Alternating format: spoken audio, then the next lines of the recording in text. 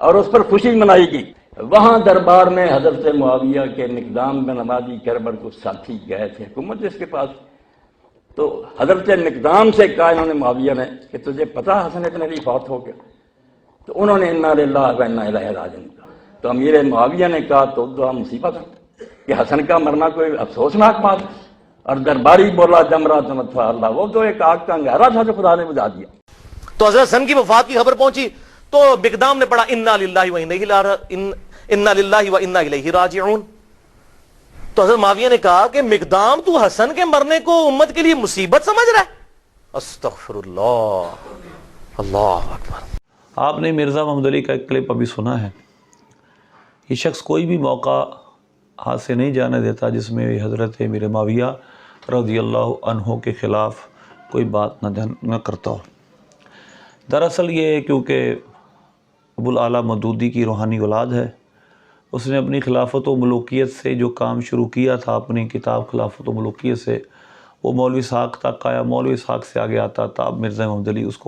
اس بیڑے کو اٹھائے ہوئے ہے جس میں کہ صحابہ کرام علیہم رضوان کے خلاف ہر دسرائی ہے۔ جس نے ابھی ابو داؤد شریف کی حدیث نمبر 4131 آپ کے سامنے پیش کی ہے، اس نے بڑی دوگلی پالیسی کا یہاں مظاہرہ کیا۔ اس حدیث میں حضرت امیر معاویہ رضی اللہ تعالیٰ کا نام تک نہیں ہے، کہ جس جگہ یہ اس نے بات کی ہے کہ جب حضرت امام حسن مجتبیٰ رضی اللہ تعالیٰ عنہ کی وفات کا ذکر انہوں نے فرمایا حضرت مقدام نے، تو انہوں نے فرجع، انہوں نے انا للہ و انا الیہ راجعون پڑھا۔ تو اب یہاں پر اس نے بات جو کی ہے وہ ہے حضرت امیر معاویہ کی، فقال لہ معاویۃ، حضرت معاویہ نے کہا۔ حالانکہ اس جگہ ابو داؤد شریف کے دو نسخوں میں ایک جگہ ہے فقال لہ فلان، فلاں نے یعنی کسی شخص نے کہا، اور دوسرے نسخے میں رجل، کسی مرد نے۔ اور اب عربی دان جانتے ہیں کہ جب عربی زبان میں کسی بات کو نکرہ ذکر کیا جائے، رجل یا فلان، وہ متعین نہیں ہوتا، اور نکرہ ذکر کرنے کی وجہ یہ ہوتی ہے کہ کوئی مرد متعین نہیں تھا کہ وہ کون تھا جس نے یہ بات کہی، لہذا راوی نے یہاں کہہ دیا فقال لہ فلان، فلاں نے، اب یہ فلاں لکھا ہوا ہے، اور ادھر دیکھیں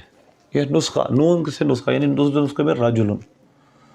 تو اب اس نے یہ بات حضرت امیر معاویہ رضی اللہ تعالیٰ کی طرف منسوب کی، کیونکہ عربی سے یہ جاہل ہے اور عربی لغت وغیرہ سے بالکل واقفیت نہیں رکھتا، لہذا اس وجہ سے اس کو اس بات کا اندازہ نہیں ہوگا کہ قال لہ رجل کا مطلب کیا ہوتا ہے،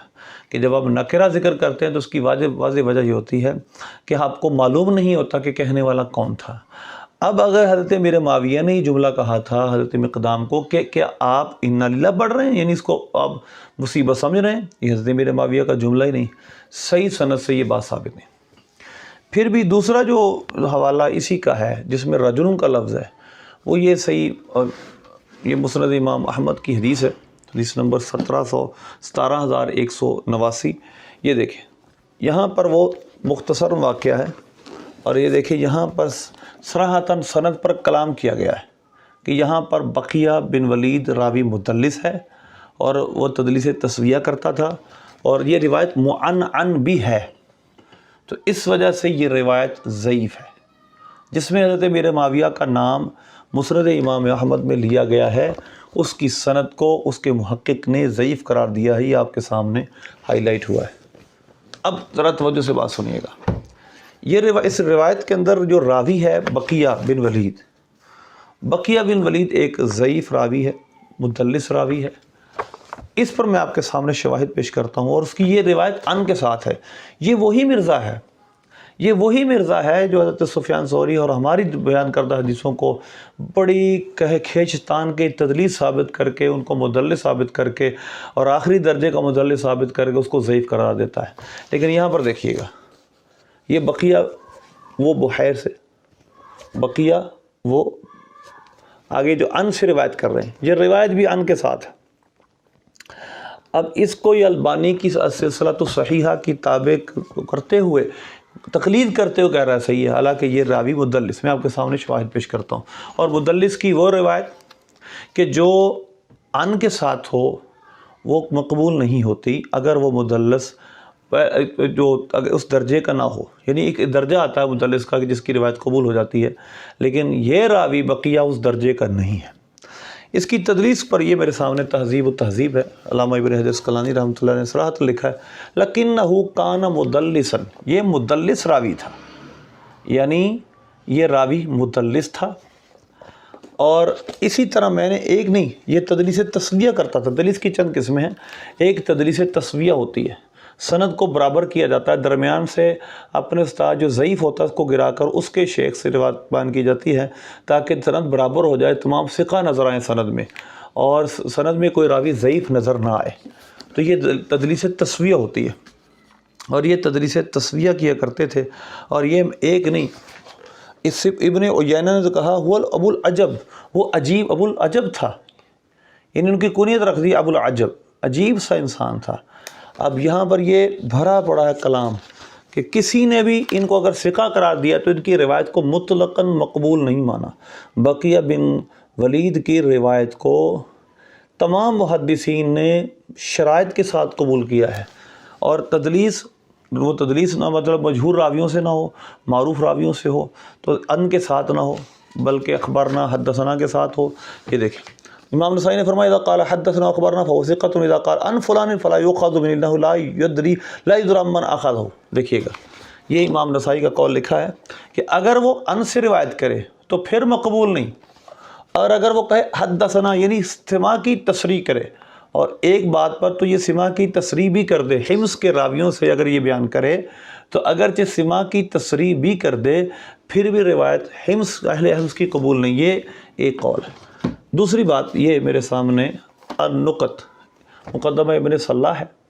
اس کی شرح نقط، لیکن ابن صلاح جو کہ خود مقدمہ ابن صلاح ہے وہی روایت کرتے ہیں۔ تدریس کی چند قسمیں بیان کرتے ہوئے کہتے ہیں تدریس تسویہ ایک قسم ہے، وَوَعَلَمْ أَنَّ بَعْدَهُمْ سَمَّى هَذَا النَّوْعَ تدلیس التسویہ، تدلیس اسقاط اور تدلیس التسویہ بھی اسے کہتے ہیں، دو نام اس کے۔ اور انہی میں سے وَكَانَ بَقِيَّةُ مِنْ أَفْعَلِ النَّاسِ لِهَذَا، اور بقیہ بن ولید یہ تو ان میں سے سب سے زیادہ تھا، یعنی افعل الناس لہذا، افعل باب اس میں تفضیل ہے، کانا بقیۃ من افعل الناس لہذا، لوگوں میں سب سے زیادہ تدلیس کرنے والا بقیہ بن سلف تھا جو تدلیس اسقاط کرتا تھا، تدلیس تسویہ کرتا تھا۔ تو اب اس طرح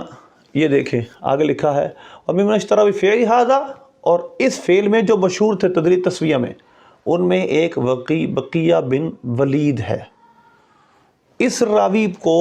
صراحتاً مقدمہ ابن صلاح میں تہذیب و تہذیب میں مدلس قرار دیا گیا، اور مدلس کی وہ روایت جو ان کے ساتھ ہو، مرزا محمد علی چیخ چیخ کر کہتا ہے وہ مقبول نہیں ہے، تو مرزا محمد علی نے یہاں پر اس حدیث کو پڑھتے ہوئے سند کو کیوں نہیں پڑھا؟ بقیہ ان، تو لہذا اگر نام ہو بھی، جس طرح نام ثابت بھی کیا جاتا ہے بعض جگہ، تو پھر بھی یہ روایت مدلس ہے، روایت ضعیف ہے، تو لہذا اس وجہ سے اس کا یہ واویلا بالکل درست نہیں ہے کہ حضرت امیر معاویہ حضرت امام حسن مجتبیٰ رضی اللہ عنہ کی وفات پر خوش ہوئے۔ اور دوسری بات،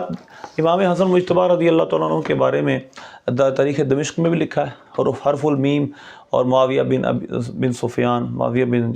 صخر ابو سفیان، ان کے حالات میں یہ واقعات لکھے ہیں کہ جب وہ حضرت امیر معاویہ